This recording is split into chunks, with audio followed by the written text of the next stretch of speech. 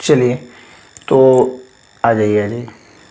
आज हम लोग डिस्कस करने वाले हैं एक्सरसाइज 13.2 के लिए जो इंट्रोडक्शन ज़रूरी है उसको हम लोग देखेंगे आज। ठीक है, 13.1 का एक्सरसाइज आ जाइए, अभी तुरंत डाल ही दिया जाएगा, उसका इंट्रोडक्शन पार्ट अपलोड कर दिया जा चुका है। और आज हम लोग 13.2 का एक्सरसाइज सब कुछ देख लेंगे। आ जाइए, चलिए जल्दी से। ठीक है, तो स्टार्ट करते हैं हम लोग। बहुत ध्यान से देखिएगा क्योंकि ये बहुत इजी है, प्रायिकता आप आराम से समझ सकते हैं।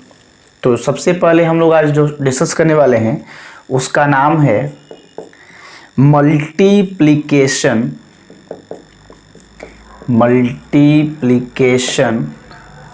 Theorem. Multiplication theorem on probability. ठीक है, तो आज का सबसे पहला टॉपिक यही होगा, मल्टीप्लिकेशन थ्योरम ऑन प्रोबेबिलिटी, माने प्रायिकता पर आधारित गुणन का एक नियम है, उसको हम लोग देखेंगे। हिंदी में क्या है मैं एक बार आपको दिखा देता हूँ।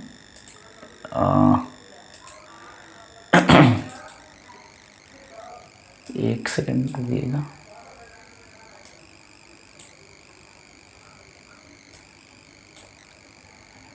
तो एक मिनट, हिंदी में वही होगा, थोड़ा सा का अलग होगा तो मैं देख लेता हूँ। एक मिनट,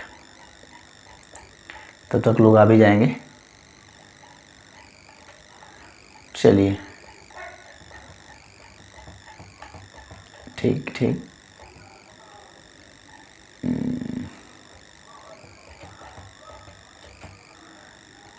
गुणन नियम ही लिखा है, ठीक तो है, वही बात है।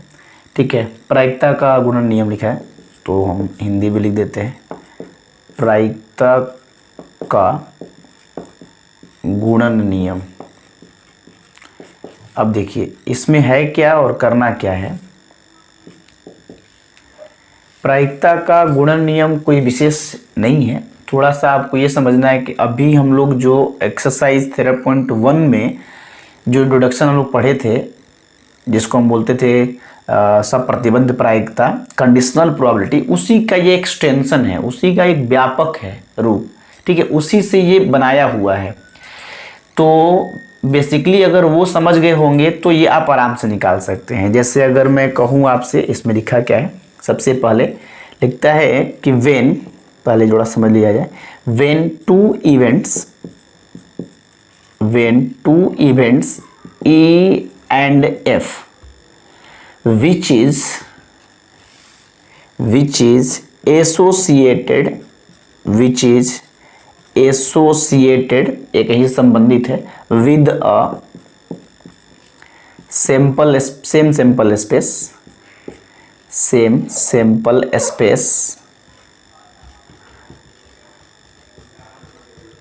ठीक है, S कोई सिंपल स्पेस S है, उसी से संबंधित दो घटनाएं हैं, देख लीजिएगा, उसमें S छूट गया है, ऐसा वो आ नहीं पाया है। देन ठीक है, the probability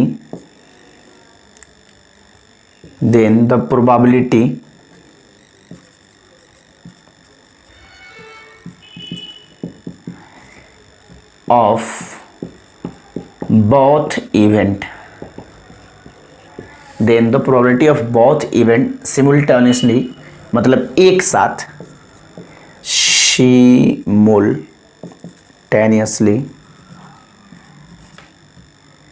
is given bye. ठीक है, PE इंटरसेक्शन F। थोड़ा सा समझिएगा इस चीज को अच्छे से क्योंकि ये बहुत ज़रूरी है। अगर आप समझ गए हैं तो फिर कोई दिक्कत नहीं है। ठीक है, फिर से सुन लीजिए, मैं बोल रहा हूँ एक बार। इसमें आपको बताया गया कि प्रायिकता का गुणन नियम क्या है। देखिए, गुणन का मतलब ही होता है गुणा का नियम, प्रायिकता पर आधारित है, इसलिए हम इसको देखेंगे प्रोबेबिलिटी में। लिखता है कि व्हेन टू इवेंट्स, अगर दो घटनाएं इस प्रकार हो, कौन कौन, E और F। ठीक है, विच इज एसोसिएटेड, जो संबंधित है, उत्पन्न होता है, एक ही में होता है, कैसे, with the same sample space, एक ही कोई प्रतिदर्श समष्टि एस है, उसी में ई और एफ, उसी से दो घटनाएं निकली हुई हैं। तो कहता है कि then the probability of both events, ठीक है, तो कहता है कि तो दोनों घटनाओं के सिमिल्टेनियसली मतलब होता है एक साथ, दोनों घटनाओं के एक साथ घटित होने की प्रायिकता क्या है। अब मेरी बात को समझिएगा, ये वो पहले जो आप पढ़ते थे ए इंटरसेक्शन एफ वो वाला नहीं है, ये एक्सटेंशन है कंडीशनल प्रोबेबिलिटी का, कंडीशनल प्रोबेबिलिटी से संबंधित है, इसलिए इसको थोड़ा अलग तरीके से, अलग नजरिए से देखेंगे।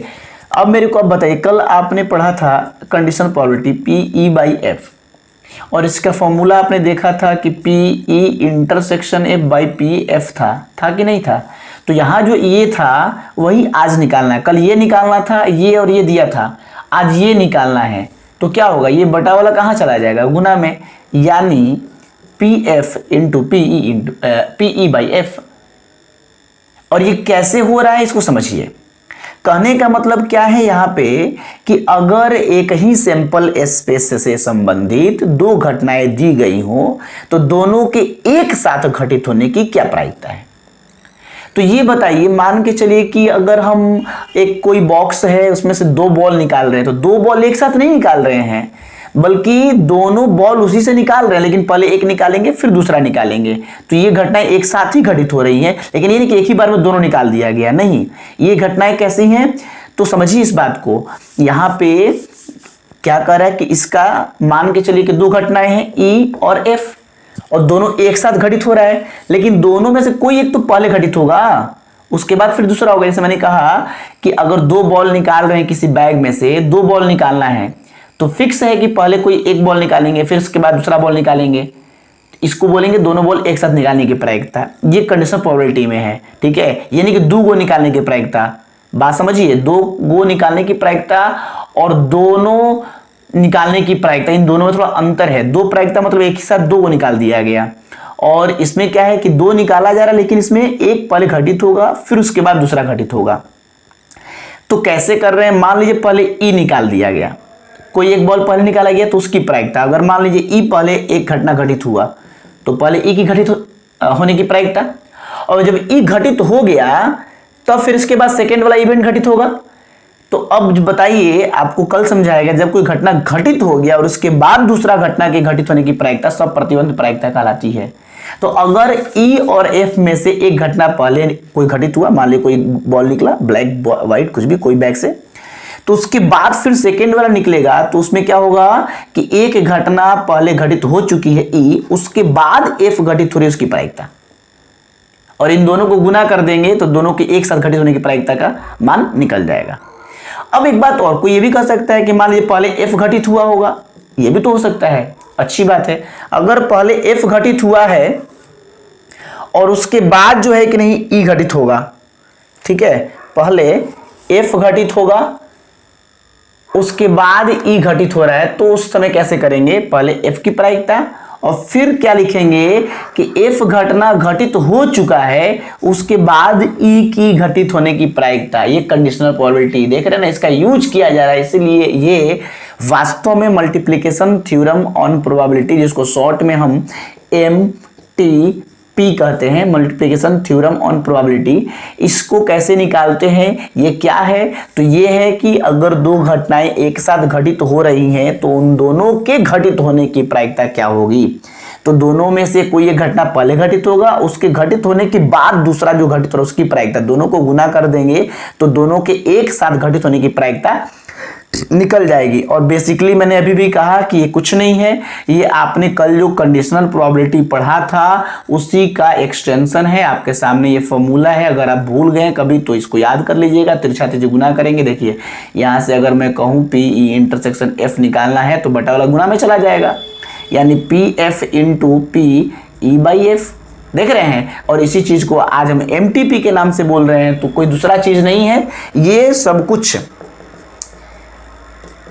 ठीक है, ध्यान से समझेंगे। दोनों ही चीज एक है, इसमें पहले ई घटित हुआ है तो ई के घटित होने के बाद एफ घटित हुआ, और इसमें क्या पहले f घटित हो गया है तो f के बाद e घटित होने की प्रायिकता, इन दोनों को गुना कर देंगे तो हमारा मल्टीप्लिकेशन थ्योरम ऑन प्रोबेबिलिटी निकल जाएगा। इसी को हम नीचे लिख देंगे कि दिस इज नोन एज, ठीक है, इसी को जाना जाता है किस नाम से, this is known as multiplication theorem probability, short में MTP, ठीक है, मल्टीप्लिकेशन थ्योरम ऑन प्रोबेबिलिटी।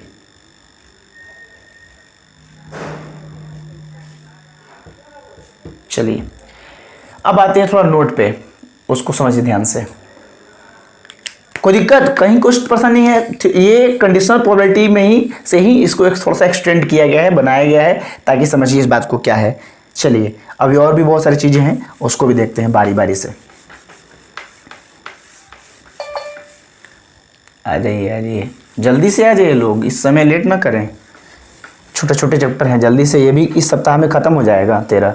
अब क्या बचा है 13.34 बस। चलिए नोट देखिए, नोट नंबर फर्स्ट, इसमें लिखा गया है कि set E intersection F denotes the simultaneous occurrence of E and F, it is also written by.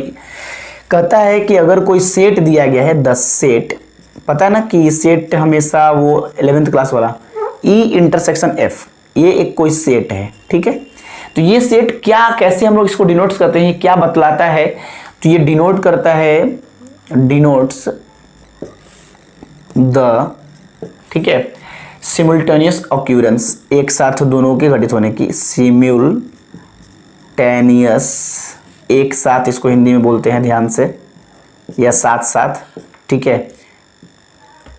Together मतलब एक साथ होता है, या साथ साथ कर देना, कोई दिक्कत नहीं है। ऑक्यूरेंस, प्राप्त होने की, ऑक्यूरेंस, ठीक है, of E of the event, या ऑफ E एंड F,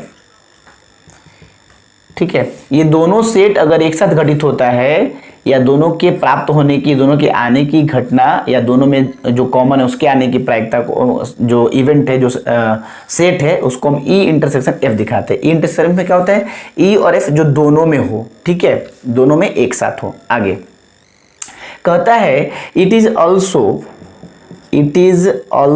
इसी चीज को E इंटरसेक्शन F को ही हम लोग ऐसे भी लिख सकते हैं, इट इज ऑल्सो रिटेन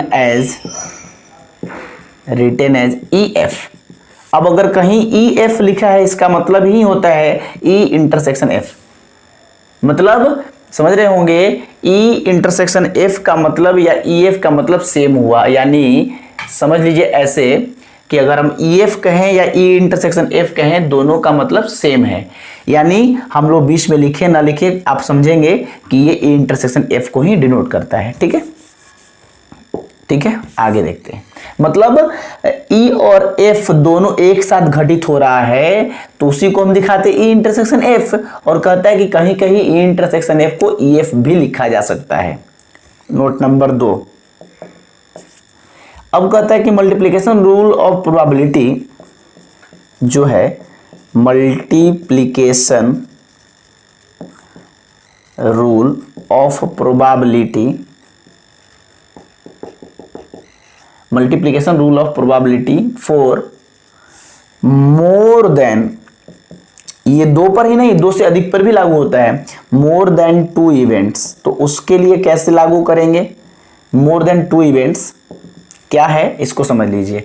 कहता है कि मान के चलिए if E, F and G, दो से ज्यादा, 3 ले लिए इवेंट, G आर 3 इवेंट्स, ठीक है, 3 events of same sample space, एक ही कोई प्रदत्त समष्टि है, उसी संबंधित 3 घटनाएं हैं, सेम सैंपल स्पेस, ठीक है, same sample space S, then दिखा भी सकते हैं S, कोई दिक्कत नहीं है, देन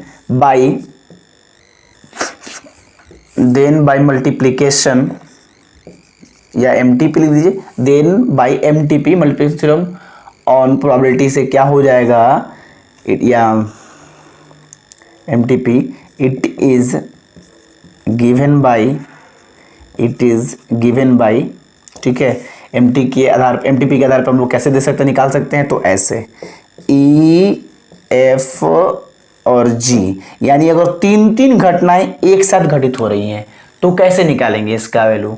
तो देखिए समझिए ध्यान से, पहले क्या हुआ होगा, पहले इसमें से कोई एक घटना घटित हुआ होगा तो उसकी प्रायिकता मान लीजिए पहले ई घटित हो गया, उसके बाद हो रहा होगा एफ, तो एफ घटित हो रहा है लेकिन उसके पहले ई घटित हो चुका है, तो ये हुआ ई के घटित होने की प्रायिकता, उसके बाद ई के घटित होने के बाद एफ के घटित होने की प्रायिकता, उसके बाद क्या होगा, अब ई और एफ दोनों हो चुके हैं तो कैसे लिखेंगे कि ई और एफ दोनों के घटित होने के बाद जी के घटित होने की प्रायिकता। ध्यान से, ई एफ दोनों के घटित होने के बाद जी के घटित होने की प्रायिकता, ये सारे एक साथ कंडीशन जो है जुड़े रहते हैं, कौन जो घटित होता जाएगा वो नीचे चला जाएगा, उसके बाद दूसरा हो रहा है, उसके बाद तीसरा, उसके बाद चौथा, ऐसे और भी हम लोग आगे बढ़ा सकते हैं। अभी देखिए ध्यान से, इसमें तीन घटना है, मान लीजिए ई एफ जी, पहले ई हुआ तो उसकी प्रायिकता, अब ई हो चुका है तो जो हो चुका है उसके बाद सेकेंड वाला निकालेंगे, एफ का निकालेंगे, तो एफ का निकालेंगे लेकिन ई घटना पहले घटित हो चुकी है इसलिए उसको भी लिखेंगे।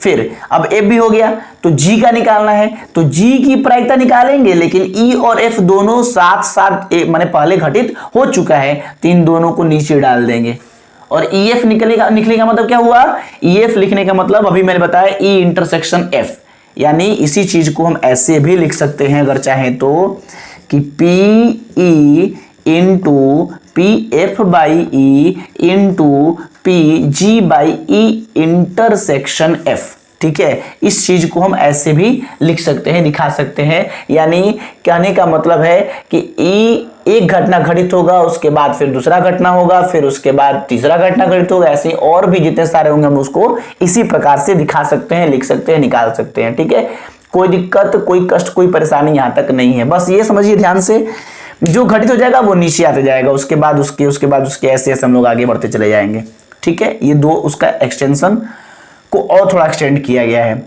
अब देखते हैं अगला जो टॉपिक है इंडिपेंडेंट इवेंट, बड़ा इंपॉर्टेंट है ये, इसको ध्यान से समझिएगा, इससे ऑब्जेक्टिव्स भी बहुत सारे देते हैं। इंडिपेंडेंट और म्यूचुअली एक्सक्लूसिव, ये बड़ा नाम आता है और अभी तो आप देखेंगे क्वेश्चन में भी आया है बहुत जगह। अगला जो टॉपिक है वो है आपका इंडिपेंडेंट इवेंट, ठीक है, इंडिपेंडेंट इवेंट, इसको हिंदी में क्या बोलेंगे, स्वतंत्र घटना।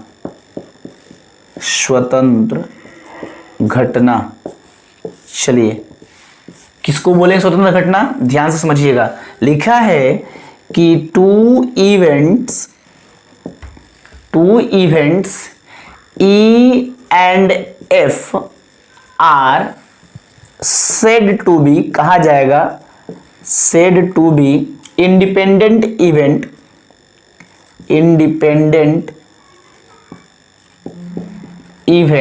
मतलब ए और बी दोनों या ई और एफ दोनों घटनाओं को स्वतंत्र घटना कब कहा जाएगा, तो कहता है कि कहा जाता है यदि, इफ, कब, तो दो कंडीशन है, जब E by F is equal to P E and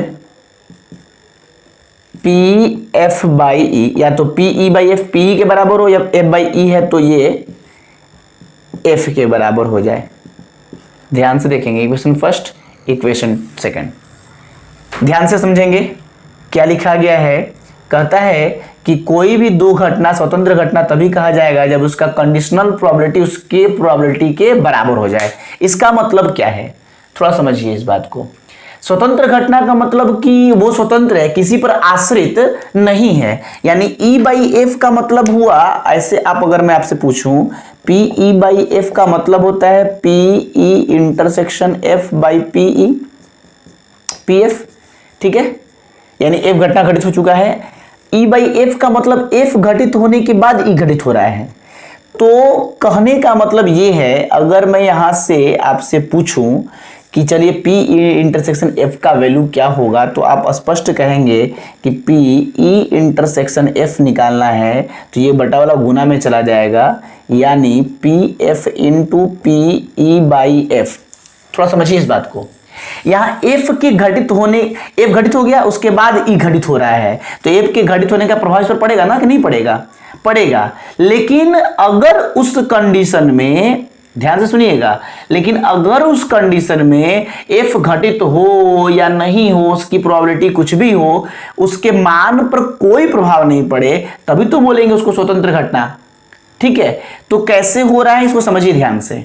अब मैं अगर आपसे कहूं कि देखिए एफ घटित हो रहा है उसके बाद ही घटित हो रहा है, तो बोला कि भैया एफ घटित हो उसके बाद ही घटित हो या केवल ई घटित हो, दोनों ही, मतलब घटित, एफ घटित हो या नहीं हो उससे ई पर कोई प्रभाव नहीं पड़े तो उसको हम बोलेंगे स्वतंत्र घटना। ऐसे यहां पर भी देखिए क्या हो रहा है, यहाँ पे ई घटित हो चुका होगा तब एफ का मान निकाल रहा है, तो ई के घटित होने के बाद एफ निकाले या डायरेक्ट एफ निकाले, उसके मान पर कोई प्रभाव नहीं पड़े, तो उस कंडीशन में हम कहेंगे कि ये दोनों घटनाएं स्वतंत्र घटनाएं हैं। ठीक है, थोड़ा सा और इसको एक्सटेंड करके हम समझते हैं कि क्या होना है। ये देखिए, नाउ समझिएगा ध्यान से, now by MTP multiplication theorem on probability. बताइए मल्टीप्लिकेशन थ्योरम ऑफ प्रोबेबिलिटी में अभी आपने क्या पढ़ा है कि ई इंटरसेक्शन एफ दोनों के घटित होने की प्रायिकता क्या है, तो दोनों के घटित होने की प्रायिकता है पी ई, मतलब कोई घटना घटित होगा पहले, मान लो पी ई घटना घटित हो गया, पी ई हो गया, इनटू ई के घटित होने के बाद फिर एफ घटित हो रहा है। तो अभी हमने मल्टीप्लिकेशन थ्योरम ऑन प्रोबेबिलिटी से यही पढ़ा है कि पहले घटना घटित होगा उसके बाद दूसरा घटना घटित होगा, दोनों को गुना कर देंगे तो दोनों के घटित साथ साथ घटित होने की प्रायिकता निकल जाएगी। अब चलिए यहां से ध्यान से देखिएगा, P E intersection F is equal to, P E के जगह पे तो पी ई ठीक है, इसका मान क्या है पी एफ, तो उसके जगह पे हम लिख सकते हैं पी एफ। देख लीजिएगा वहां पर गलती से ना पी ई लिख दिया है तो उसका सुधार लीजिएगा। ये देखिए एक और चीज आया आपके सामने, इसको हम कैसे लिखे हैं, यह पी एफ समीकरण 2 से, फ्रॉम इक्वेशन 2। पहले ये दो बात याद कर लीजिए, इंडिपेंडेंट इवेंट तभी कहेंगे जब उस पर किसी दूसरे इवेंट के घटित होने या न घटित होने का कोई प्रभाव नहीं पड़े। यहां पर E बाई एफ है, इसका मतलब एफ घटना घटित हो चुका है, तब E के घटित होने की प्रायिकता क्या होगी। तो मेरे कहने का मतलब एफ घटित हो जाए या नहीं हो उससे कोई फर्क नहीं पड़ रहा है, अगर उस घटना की प्रायिकता PE के ही बराबर हो जाए। इसमें भी क्या कह रहा है कि मान लीजिए एफ और ई दो घटनाएं हैं, एक घटना पहले घटित हो चुका है ई, उसके बाद एफ घटित हो रहा है, लेकिन उसकी प्रायिकता एफ के ही बराबर हो जाए, मतलब ई घटित हो या नहीं हो उसके कोई प्रभाव नहीं पड़े, तो हम बोलेंगे स्वतंत्र घटना। इसी चीज से एक हम निष्कर्ष निकाल रहे हैं, वो निष्कर्ष क्या है कि अगर हम एमटीपी का प्रयोग करें तो ई इंटरसेक्शन एफ का वैल्यू होगा PE into P F by E, मतलब पहले एक घटना घटित होगा फिर दूसरा घटना घटित होगा, दोनों गुना कर देंगे, दोनों के साथ साथ घटित होने की प्रायिकता निकल जाएगी। पीई के जगह पे पीई है, एफ बाई ई जो है वो तो पी एफ के बराबर है क्योंकि वो तो इंडिपेंडेंट इवेंट है, तो उसके जगह पे पी एफ लिख देंगे। अब इस जो आपको रिजल्ट आया है ये बहुत इंपॉर्टेंट है। अब आपको कभी कोई घटना दे देगा दो और पूछेगा कि बताइए दोनों घटनाएं जो दी गई हैं वो स्वतंत्र घटना है या नहीं है, तो आप सीधे दोनों का गुना कीजिए प्रायिकता और देखिए कि दोनों के इंटरसेक्शन के प्रायिकता के बराबर है कि नहीं है। अगर है तो इंडिपेंडेंट इवेंट, नहीं है तो नॉट इंडिपेंडेंट इवेंट यानी डिपेंडेंट इवेंट। बात समझ में आ रही है, ये आपका एक रिजल्ट है। इंडिपेंडेंट इवेंट होगा तो दोनों के इंटरसेक्शन की प्रायिकता उन दोनों के प्रायिकता के गुणनफल के बराबर होगा। यही बात आपको याद रखना है, यही ज्यादा आपको जो है कि नहीं समझना है। ठीक, चलिए इसी चीज को थोड़ा सा और एक तरीके से आपको एडिट करके अर्थात करके लिखा गया है, इसको मिटा देते हैं हम। समझिए ध्यान से, इंडिपेंडेंट इवेंट समझ में आ गया, बस सिंपल एक लाइन में, इंडिपेंडेंट होगा तो उन दोनों के घटित होने की प्रायिकता का गुणनफल उन दोनों के इंटरसेक्शन के प्रायिकता के बराबर होगा। बस आगे देखिए, इसी में लिखते हैं अर्थात करके, डेट इज, उसी चीज को थोड़ा लिख देता है कि if E and F be two events, अगर ये दो इवेंट्स हैं, ठीक है, associated with the same sample space, ठीक है, या सेम रैंडम एक्सपेरिमेंट, ठीक है, then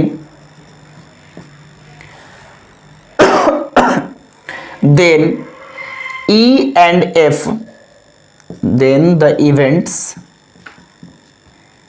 E and F are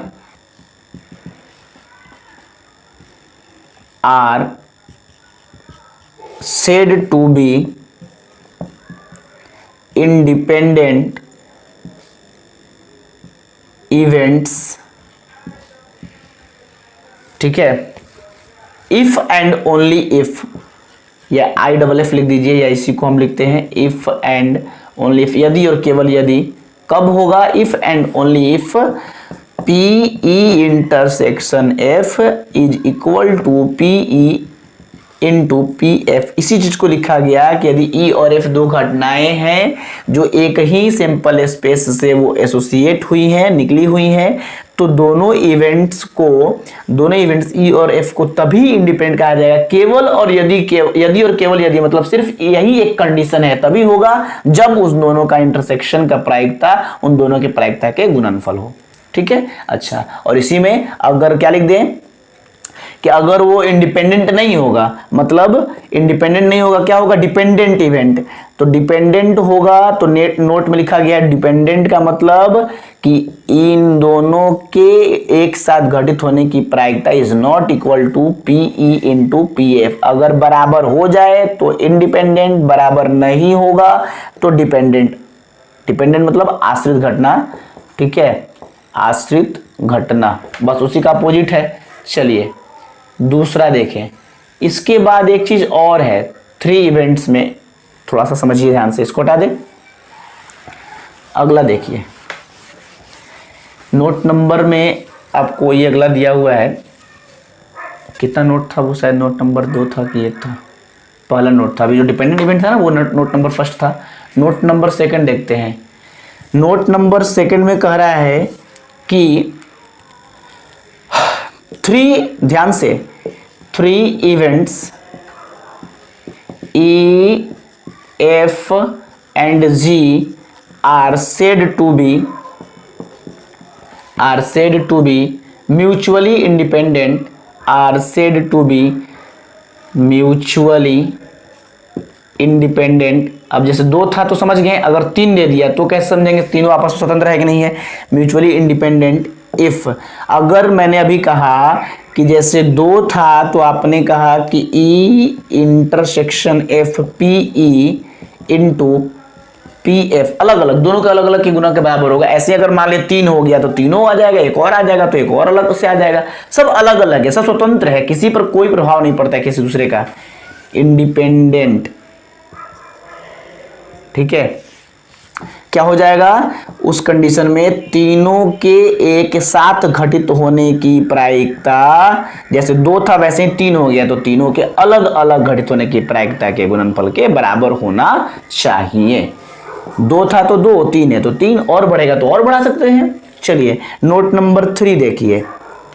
3 में क्या कर रहा है कि अब यहाँ पे एक नया वर्ड आएगा, म्यूचुअली एक्सक्लूसिव इवेंट्स क्या है, ठीक है, तो उसको हम यहीं पे लिख देते हैं, टॉपिक पे जान लीजिए और याद कर लीजिए। म्यूचुअली, ये नहीं तो पूछेगा कौन इंडिपेंडेंट है कौन म्यूचुअली एक्सक्लूसिव है। म्यूचुअली एक्सक्लूसिव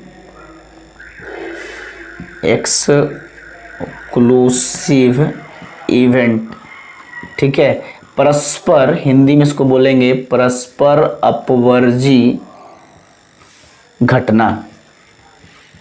अब क्या है परस्पर अपवर्जी घटना, ध्यान से थोड़ा समझिए, बहुत इंपॉर्टेंट है, नहीं तो एक साथ जहां इंडिपेंडेंट और अपवर्जी आता है ना तो लोग वहां पे एक दूसरे कन्फ्लिक्ट कर जाते हैं, ठीक है। तो कहता है कि if E and F be 2 events, ठीक है, 2 events such that, अगर 2 घटना E और F इस प्रकार से हो, such that E intersection F is equal to 5।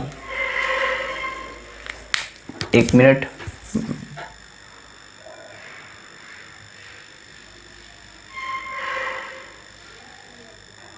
ठीक है, फिर से सुन लीजिए, जो लोग नहीं सुने ध्यान से उसको देख लीजिए। क्या कह रहा है कि म्यूचुअली एक्सक्लूसिव इवेंट क्या है। म्यूचुअली एक्सक्लूसिव इवेंट्स जो है परस्पर अपवर्जी घटनाएं कर लीजिएगा, थोड़ा इवेंट्स कर लीजिए, घटनाएं, ध्यान से समझिए इस चीज को।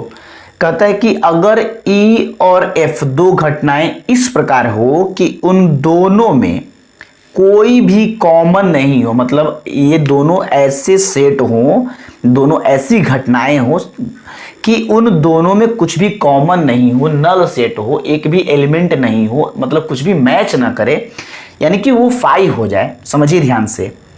तो अगर ऐसा हो जाता है, इसका मतलब अर्थात जब उसमें कोई भी एलिमेंट मैच नहीं करेगा तो उसमें एलिमेंट क्या होंगे, जीरो। और जब पता है नल सेट है, नल सेट में एक भी एलिमेंट नहीं होते तो जीरो होगा, और जब जीरो होगा तो उसकी प्रायिकता क्या होगी, उसकी प्रायिकता जीरो हो जाएगी। क्यों? क्योंकि किसी भी घटना की प्रायिकता निकालनी है तो आपने पढ़ा है उस घटना के अनुकूल परिणामों की संख्या बटा में कुल परिणामों की संख्या। और अभी अभी मैंने कहा कि उसके सेट में एक भी एलिमेंट ही नहीं है, इसका मतलब number of E intersection F क्या हो जाएगा, जीरो। और नंबर ऑफ एस चाहे कुछ भी क्यों ना रहे, उससे उसके मान पर कोई प्रभाव नहीं पड़ेगा, क्योंकि जीरो बटा में समथिंग कुछ भी होगा तो जीरो ही होगा। आराम से इस बात को समझिए कि अगर ध्यान से दो ऐसी घटनाएं जिनमें कुछ भी कॉमन ना हो, अर्थात उसकी प्रायिकता, इंटरसेक्शन की प्रायिकता जीरो हो जाए, तो देन दैट इवेंट्स, तो उस घटना को हम लोग then that events are called, ठीक है, आर कॉल्ड, क्या कहेंगे, are called as mutually exclusive events, mutually exclusive events. Okay, ये बात समझ में आई या नहीं आई? ऐसी घटनाएं जिनकी प्रायिकता, मतलब दो ऐसी घटनाएं जिनके इंटरसेक्शन की प्रायिकता जीरो हो जाए, मतलब उनके इंटरसेक्शन में नल सेट हो, एक भी एलिमेंट नहीं हो, तो उस कंडीशन में उन दोनों घटनाओं को परस्पर अपवर्जी घटना के नाम से जाना जाता है। अब इंडिपेंडेंट और म्यूचुअल एक्सक्लूसिव में क्या डिफरेंस है, एक माइनर अंतर है, उसको हम देखते हैं नोट नंबर 4 में। उसमें क्या कहता है, अब देखिए थोड़ा सा मैंने अभी बताया था, उसी चीज को भी डिस्कस करेंगे हम लोग। चौथा नंबर जो है इसमें कहता है कि जो टर्म यहां पे यूज किया गया है, द टर्म, ठीक है, द टर्म म्यूचुअली एक्सक्लूसिव और इंडिपेंडेंट, दो टर्म किया गया ना, तो कहता है the term independent, the term independent is defined in the terms of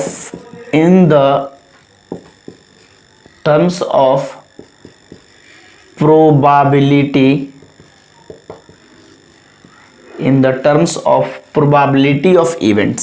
ध्यान से देखेंगे, in the terms of probability of events, ठीक है। whereas जबकि whereas mutually exclusive event, यानी म्यूचुअली एक्सक्लूसिव जो वर्ड है इसको कैसे करते हैं, mutually exclusive is defined in the terms of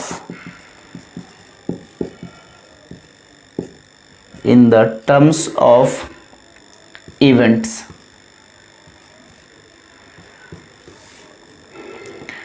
in the terms of events, bracket में लिख देंगे सबसेट ऑफ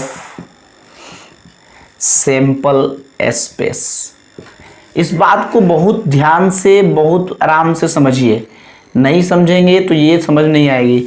डेट इज, एक चीज और मैं यहां लिख देता हूं, P A intersection B is equal to P A into P B, और एंड ध्यान से and P A intersection B is equal to 0, ये हो जाएगा इंडिपेंडेंट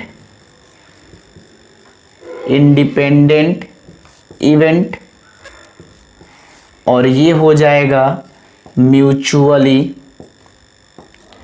एक्सक्लूसिव इवेंट। चलिए दोनों का बीच का जो डिफरेंस है उसको समझिए ध्यान से। क्या लिखा गया है, क्या है, कहता है कि जो इंडिपेंडेंट जो शब्द है ना, जो ये टर्म जो है, इसका हम लोग प्रयोग कहाँ करते हैं, किसके पदों में करते हैं? तो ये हमेशा इंडिपेंडेंट जो वर्ड आप देख रहे हैं वो प्रोबेबिलिटी ऑफ इवेंट्स के पदों में प्रयोग किया जा रहा है, मतलब किसी घटना की प्रायिकता के सेंस में इसका प्रयोग करते हैं, ठीक है। लेकिन जो म्यूचुअली एक्सक्लूसिव जो टर्म है उसको कहा किया था, इवेंट्स के पदों में किया था। इवेंट जैसे अभी अभी मैंने बताया आपको कि अगर म्यूचुअली एक्सक्लूसिव इवेंट्स होगा तो ए और बी नल सेट होगा। तो ये तो इवेंट्स में सेट में बात की जा रही है, सेट भी इवेंट्स भी एक प्रकार की सेट ही है, ठीक है, सबसेट है, वही लिखा गया है, subset of simple space. Simple space के सबसेट को ही हम लोग इवेंट बोलते हैं, ध्यान से समझिए। सिंपल स्पेस एक बहुत बड़ा सेट है, उसमें जो छोटे छोटे सेट बनते हैं, जैसे मैंने कहा कि एक सिक्का उछाला जाएगा तो क्या क्या घटनाएं आ सकती हैं, हेड और टेल, यही आपका सिंपल स्पेस है।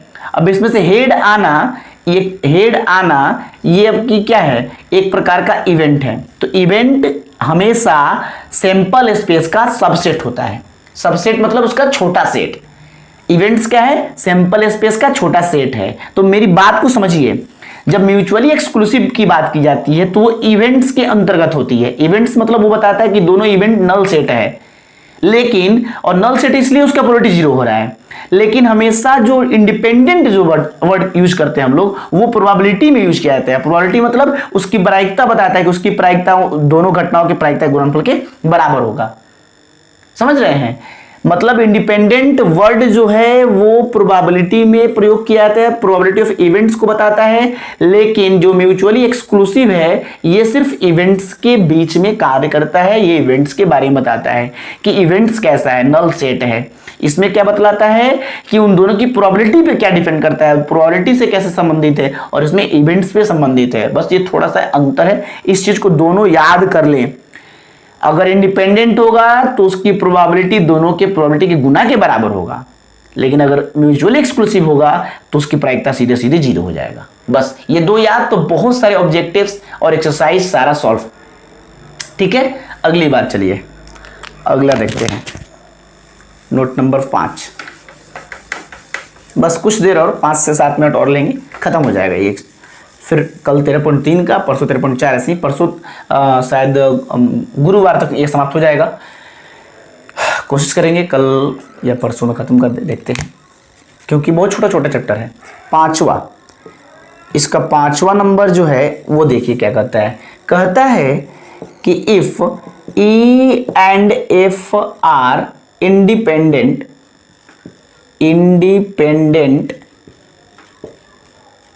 इवेंट्स, ठीक है। कहता है कि अगर ई और एफ जो इंडिपेंडेंट इवेंट्स हैं, देन क्या क्या हो सकता है, समझिएगा। इसमें बहुत सारी चीजें दी गई हैं, मैंने उसके छोटे छोटे पॉइंट बनाए गए हैं। पहला क्या कहता है कि अगर ई और एफ इंडिपेंडेंट है तो ई डैश, अब ई डैश आप समझ रहे हो, ई डैश का मतलब ई नहीं समझ रहे हो ना, ई नॉट, इसको हम ऐसे बोलते हैं ई नॉट। ई नॉट को हम लोग बहुत प्रकार से दिखाए हैं, या तो ई बार दिखा दें, देखो सब लिख देते हैं, या तो ई बार दिखा दे, या नॉट ई लिखे, ई नहीं, ठीक है। तो ये सारी चीजें ई डैश को ही बताता है। तो कहता है कि अगर ई और एफ इंडिपेंडेंट है तो E not and F are also independent. सब याद रखने वाली चीज है, ऑल्सो इंडिपेंडेंट, वो स्वतंत्र है इससे, तो इसका नॉट वाला भी इससे स्वतंत्र ही होगा, इंडिपेंडेंट।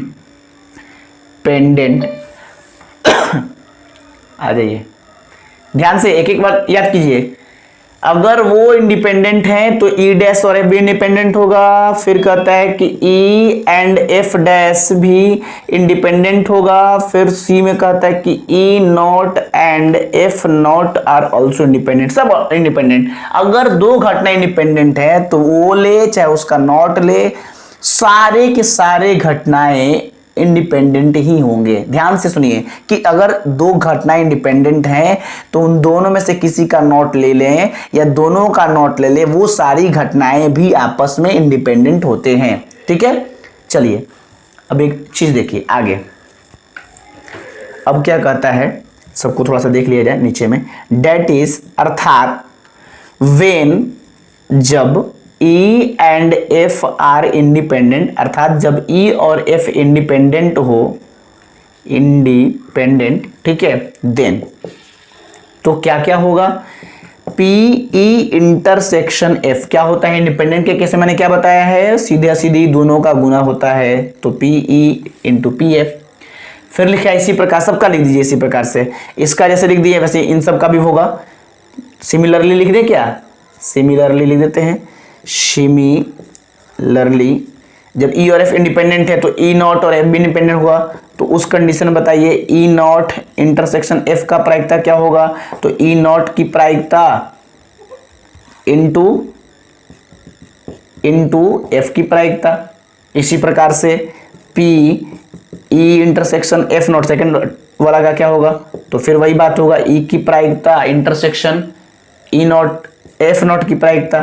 फिर क्या होगा तीसरा नंबर, एंड अगर दोनों का नॉट है तो भी कोई फर्क नहीं पड़ता, इंडिपेंडेंट है तो भाई दोनों के अलग अलग, चूंकि इंडिपेंडेंट स्वतंत्र, दोनों का किसी से कोई संबंध नहीं है, सब अपना स्वतंत्र अवस्था में है, दोनों, सॉरी यहाँ गुना होगा, दोनों के अलग अलग प्रोबेबिलिटी के गुणनफल के बराबर होंगे। ये सारे कंडीशंस इस पर लागू होते हैं। E और F में से कोई भी एक अगर इंडिपेंडेंट है तो उनके साथ साथ अगर उसका नॉट भी आ जाता है तो वो सारे भी आपस में इंडिपेंडेंट हो गए, इससे आपको कभी विचलित नहीं होना है। ठीक है, इस प्रकार से ये चैप्टर लगभग समाप्त हो गया। थोड़ा सा एक कुछ नोटेशन है, ये नोटेशन हालांकि सेट का है, 11th क्लास का है, लेकिन कुछ लोग भूल गए होंगे तो थोड़ा मैं एक बार याद दिला दूं, और उसका कार्य भी जरूरत पड़ेगा इसीलिए मैं उसको बता रहा हूं। ठीक है, एक्सरसाइज में इन सब चीजों की जरूरत है, आप उसको देखेंगे। चलिए, तो सबसे पहला टॉपिक है एक मतलब ये सब जानकारी है 11th क्लास के लिए, भाई ध्यान से देखेंगे। डिमॉर्गन्स लॉ आप सुने होंगे, नाम है डिमॉर्गन्स, ये गणितज्ञ का नाम है डिमॉर्गन्स लॉ। ठीक है, डिमॉर्गन्स लॉ क्या है आपको बताया गया है, दो इसमें होते हैं। पहला ये होता है कि अगर ए नॉट, ध्यान से यहाँ पे ए नॉट या ए डैश जो कहिए, ए डैश ही कहिएगा, कंप्लीमेंट्री इवेंट होता है या कंप्लीमेंट्री सेट जो भी कहिए, ए डैश यूनियन बी डैश, अगर दोनों जगह डैश लगा होगा, ठीक है, तो क्या होगा, उसका डैश कॉमन हो जाएगा और ये यूनियन इंटरसेक्शन में कन्वर्ट हो जाएगा। ध्यान से, 11th क्लास में मैंने पूर्व भी पढ़ाया है, अगर कोई 11th क्लास का कॉपी रखा होगा तो उसको जरूर एक बार रिवाइज कर ले। इसका एक उल्टा भी हो जाएगा, अगर ए डैश इंटरसेक्शन बी डैश होगा, जैसे ही दोनों जगह डैश हो और वो डैश को अगर हम कॉमन लेंगे तो यूनियन इंटरसेक्शन में कन्वर्ट कर जाएगा और इंटरसेक्शन यूनियन में कन्वर्ट कर जाएगा, यानी ये हो जाएगा ए यूनियन बी का डैश। बस ये दोनों डिमॉर्गन्स लॉ है। ये तब जरूरत पड़ेगा जब हम लोग एक्सरसाइज का क्वेश्चन सॉल्व करेंगे, वहां पे इन दोनों का कहेगा कि निकालिए क्या होगा प्रायिकता, कह देगा ए नॉट बी नॉट दोनों के साथ साथ घटित होने की प्रायिकता क्या है, तो आप तो लिखेंगे ऐसे P A not intersection B not. अब आपको पता ही नहीं चलेगा कि इन दोनों का इंटरसेक्शन कैसे निकालें, तो वहां पे डिमॉर्गन्स लॉ यूज किया जाएगा ऐसे कि इसकी प्रायिकता उतनी ही होगी जितना ए यूनियन बी का इंटरसेक्शन का होगा। अब फिर यहां पे आपको ई नॉट वाला फॉर्मूला लगेगा। ई नॉट में क्या होता है कि अगर मान के चलिए ई नॉट की प्रायिकता निकालनी है तो 1 minus P A union B होता है ना, पढ़े ना, P E plus P E not is equal to 1 होता है। तो अगर हमें पी ई नॉट निकालना है तो 1 माइनस पी ई होगा। ये तो पहले वाला इंट्रोडक्शन पार्ट में आपको समझाए भी हैं आपको फिर से। तो अगर ये वैसे कन्वर्ट करके पहुंचेगा, इसलिए डिमॉर्गन्स लॉ को आप एक बार याद कर लें। ठीक है, चलिए जो जो जरूरत है वो मैं सब यहां लिख दे रहा हूं, आप समझ लीजिए ध्यान से। आगे एक नोट फिर आया, इस नोट को भी बड़ी ध्यान से समझना है आपको। पहला नोट नंबर फर्स्ट है, देखिए ध्यान से, अगर ई एंड एफ लिखा गया है, देखिए यहां मैथ की दुनिया में एंड का मतलब होता है इंटरसेक्शन, एंड का मतलब इंटरसेक्शन, और अगर कहीं और लिखा मिले तो इसका मतलब होता है यूनियन। इंटरसेक्शन मतलब ई और एफ दोनों, इसमें क्या है, ई या एफ या ई और एफ दोनों, ठीक है। और का मतलब यूनियन, एंड का मतलब इंटरसेक्शन। तीसरा, अगर लिखा है not E and F, not E and F, not E F, not E का मतलब क्या हुआ, ई नेट, ई नॉट, और एंड का मतलब मैंने कहा इंटरसेक्शन, और एफ है तो एफ। ये नोटेशन सब जरूरत पड़ेगा, सारा जरूरत पड़ेगा, ध्यान से देखिए। चौथा, अगर मान लीजिए लिख दिया ई एंड नॉट एफ, तो ई की जगह पे ई, एंड का मतलब मैंने कहा इंटरसेक्शन, और नॉट एफ का मतलब एफ नॉट, ऐसे समझ रहे हैं। ये सारा कुछ जरूरत पड़ेगा आपको, वहां पे बहुत सारे क्वेश्चन दिए गए हैं, वहां हम लोग इसको यूज करेंगे। अगला देखिए 5 नंबर में, अगला कहते हैं आइदर ई और एफ, या तो ई या एफ। इसका कैसे दिखाएंगे, इधर ई और एफ का मतलब होता है यही, ई यूनियन एफ, या तो ई या एफ, ठीक है। छठा, अगर नाइदर कर दिया, ठीक है, नाइदर ई नॉर एफ, नहीं तो ना तो ई ना एफ, इसका मतलब क्या हुआ, ई भी नहीं और एफ भी नहीं, इसका मतलब ई नॉट इंटरसेक्शन एफ नॉट, ई भी नहीं लेना है और एफ भी नहीं लेना है, दोनों में से कोई नहीं लेना है, ठीक है। तो इस प्रकार से सारे नोटेशन को आप देख ले कि कौन सा कंडीशन कैसे होता है, कन्वर्ट करने के बाद ही आप उसको सॉल्व कर पाएंगे, इसलिए जरूरी है, ठीक है। एक चीज और अंतिम बचा है, उसको देख करके हम लोग समाप्त करेंगे। मिटा दे इसे, डी मॉर्गन्स लॉ, ये सारा नोटेशन सब कुछ याद रखना है आपको। चलिए, और कुछ लोग ये सोच रहे हैं कि केवल 12th पास कर जाएंगे उसके बाद इसकी जरूरत नहीं पड़ेगी, तो भूल जाएं। 12th पास करने के बाद भी अब कंपटीशन की दुनिया में इन सब का यूज करेंगे, बहुत सारा प्रायोरिटी तो पूछता ही है। नोट नंबर 2 देखिए, वो फर्स्ट में 6 गया, और वैसे 7 कर सकते हैं, 2 कर दीजिए, जो भी करना है, ठीक है। अब लिखता है कि इन 2 चीजें हैं, मैं दोनों को अलग अलग दिखा देता हूं, आप समझिएगा। इन इवेंट्स, इवेंट्स में अगर कहीं एंड लिखा मिला है और लिखा मिला है, इसका मतलब क्या होता है, और इन प्रोबेबिलिटी, प्रोबेबिलिटी की दुनिया में, प्रोबेबिलिटी की दुनिया में एंड का मतलब क्या होता है और का मतलब क्या होता है, दोनों समझना है आपको, ठीक है।